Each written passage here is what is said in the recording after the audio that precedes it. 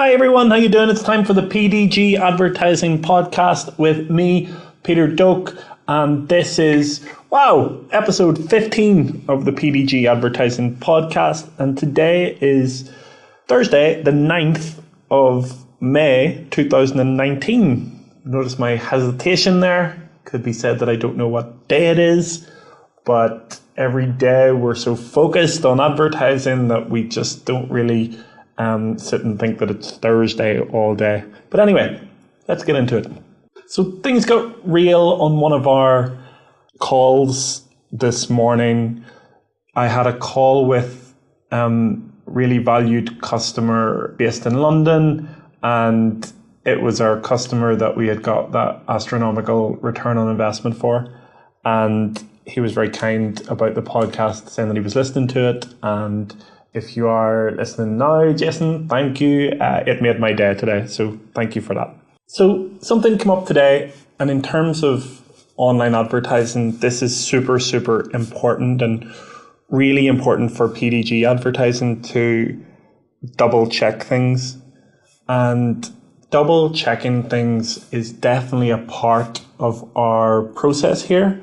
But it's really, really important that we do it consistently all the time, even whenever we don't think that we need to.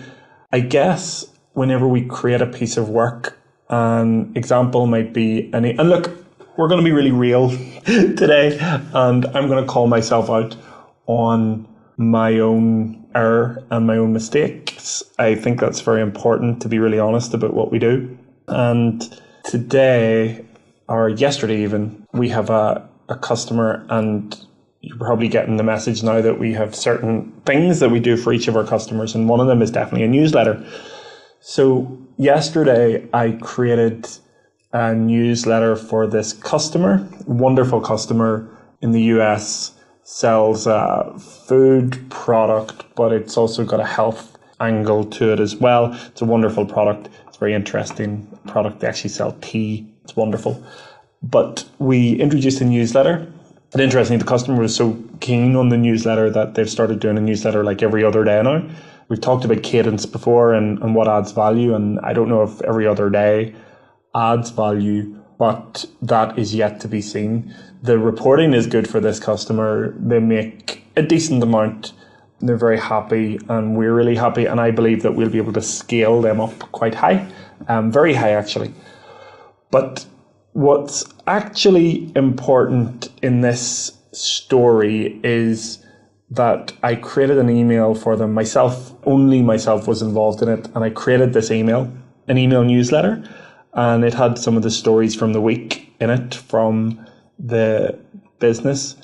And I don't know whether I got too comfortable in it or not, but I created the email and there's a little bit of text, and I made a mistake before I sent it off as a test email to the client.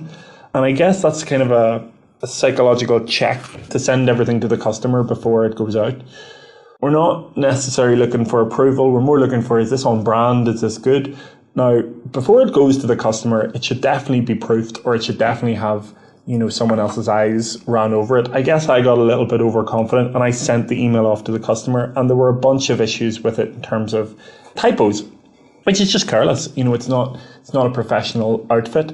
Now, if I looked at it in another way, by the way, it's really cool. The customer was really gracious about it and very kind, and didn't give us a hard time about it, even though they definitely would be within their right to. I think that's something that's really good about our customers. They're very kind, they're patient, and they're considerate. But what is good, if we take a step back and we say, look, that email didn't go out to any audience. It wouldn't have gone out to any audience. That was a double check. I think that's still not good enough, because if our customer had have maybe just glanced at the email, it could have gone out, and that's definitely not something that we ever need to do. So I think that's definitely a learn for myself, to get things double checked over and double check things before they go anywhere. I think you can be too cautious, but as long as you have a end check, and I think we'll incorporate that going forward. So it's kind of humbling for me to I run this business, but yet I can still make those very rookie mistakes of not properly checking something over before sending it off to a customer. And like, you kind of get into a bit of quicksand whenever you do something like that, because you think, oh, what are we doing? Why are we, why is that happening? But it's important to take that step back, figure out how to fix that process and move on and make sure that it doesn't happen again. So one thing I'll be instigating is a double check on things going out to the customer, and certainly a double check on things going out to the audiences of our customers. Hey, we mentioned just previously about our newsletter emails. They're going really, really well. My oldest customer, we've started doing a more regular email for them. It's an online e-learning platform, and they do well as a standard, and we've got good growth, but we want to accelerate that growth and do even better for them. And with the email, previously they had open rates of something like 10% or so, but the newsletter email has moved up that open rate to 20%. Still terrible in a world of where 80% of your emails don't even get opened, but 20% is a lot better than 10%.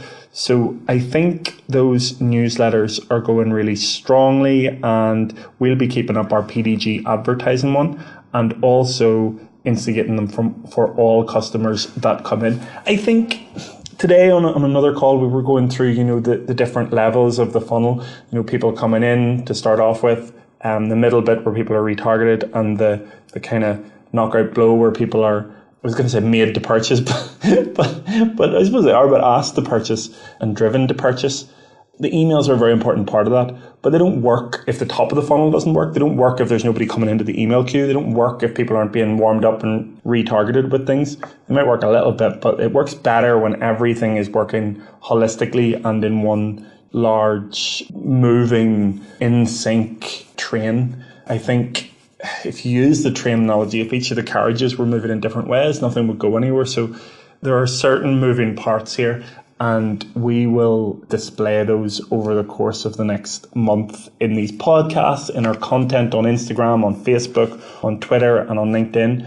And yeah, we're just enjoying sharing the journey with you. So I'm probably going to be going to London at the end of this month.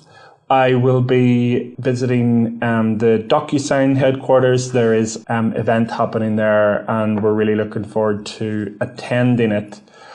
I was looking at the flight times from Belfast City into Gatwick, preferably, and the flight times mean that I need to stay over the night before, because it's going to be just too tight to get to the event at 9 o'clock by getting a 6 a.m. flight. It might work, might be able to get over and back on one day, but I don't know. What struck me whenever I was checking this out was I always go to booking.com. I've always found them a very good site for finding great deals and just an idea of where things are. Their site is really, really well laid out. But one thing that they do really, really well is their checkout process and their build of urgency while you're booking something. I mean, I was looking at some hotels in London, trying to get a good deal. And by the way, hotels in London are very, very expensive. And there also seems to be a trend of really not hotel looking things that say that they're hotels, and kind of like houses that have been turned into hotels. It's kind of strange, and they're kind of the outskirts of the city. But anyway, whenever you find a hotel you like and you go, okay, that's the room I want, and you think about reserving, it's like, I don't know, I'm maybe going to see if I can get over and back in one day, because I don't want to waste any time that we have. But whenever you're trying to make that decision, the button changes on booking.com. It changes over to like there are only 2 rooms left. When previously there were there was no warnings about that. The button color changes to red. The outline of the listing changes to red. A pop-up comes up saying, "Are you ready to book this room, or what? Are you just hanging about?" It's literally as if booking.com is sitting beside your computer saying, "Let's go, let's book this, let's do it." And it's incredible, and it's how our e-commerce stores should model themselves on if we really want to make conversions. I mean, I want to book that room, and I'm just hemming and hawing about it. This is saying, let's get down and do it. So I think that that's something that we can learn from booking.com, that they've got a really, really good system of getting people to purchase in terms of e-commerce. As a user, is it a bit panic buying? Is it a bit urgent? Is it a bit forced tactics? I don't know. I still felt in control. I mean, I can always walk away from it. I don't feel pressurized. Maybe I do feel a bit pressurized into it whenever it's only 2 or 3 left. But even at that, I can always still walk away. That's no problem. I'm not even considering any other platform. I'm not considering Kayak or Expedia.com. I'm only thinking Booking.com right now. So I think that's an important one for our checkouts. I think it's, I was thinking earlier today, we got a lot of our work today finished by about 4 o'clock. That's a real joy, because what it means is that I can really start to look at the business, and I was able to create a couple of Facebook ads for us to get out there and get some brand awareness. And what it also means is I can take a little bit of time and just start to taste the different social platforms and the ad networks that are happening right now. And that's valuable for everybody. It works for me, it's valuable for our customers, and it's just generally really, really useful. So I did that, and that's kind of what I was doing in Booking.com. Even though I knew that I was trying to book something and I had a purpose to be there, I was kind of taking that step back, saying, oh, okay, so that's what inspires urgency in a person. That's what makes someone click on that buy now button. That's what allows a business to get people quickly through that funnel. And I found that very interesting. And I think that those kind of things then permeate into our work with customers and how we do it, taking those experiences that we have. I don't think that you can be a great advertiser if you are sitting in an office all day, or if you are working on the accounts all day. I think there needs to be some space made to go out and look at what's happening out there and who's doing things well and how people are engaging with the internet. I saw there's an app called YOLO that's just been out. It's been like the number one app in the last 3 weeks or so that has just gone to the top of the Play Store or iTunes charts in terms of downloads.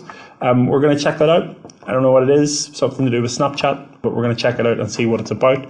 That'll be invaluable to see what's going on in the world and see what's going on with the state of the internet. This is what's popular in terms of apps right now, so I'm looking forward to doing that. But taking a step back, my point is taking some time to swim in the waters where you are fishing, I think, is very important. If you want to create a great e-commerce business, it helps to take a look at what e-commerce businesses are doing right now. If you want to be the number one advertising agency in the world, which, by the way, what we want, then you've got to take that time to see what other advertising agencies are doing and what other businesses are doing to get in front of customers and see what's popular right now. And I think that's something that we'll definitely be doing going forward. So again, everyone, thanks so much for listening. It's really incredible that we've got any listeners to this, and I know that they're growing every day, which is awesome and is really good. So I really appreciate you for listening to this, and yeah, please do feel free. Any comments or any suggestions, send them through, and I look forward to seeing them and seeing what we can do to answer them and engage, and so that you can join us on this journey as much as we're sharing this journey with you. So have a great day, and thank you again for listening.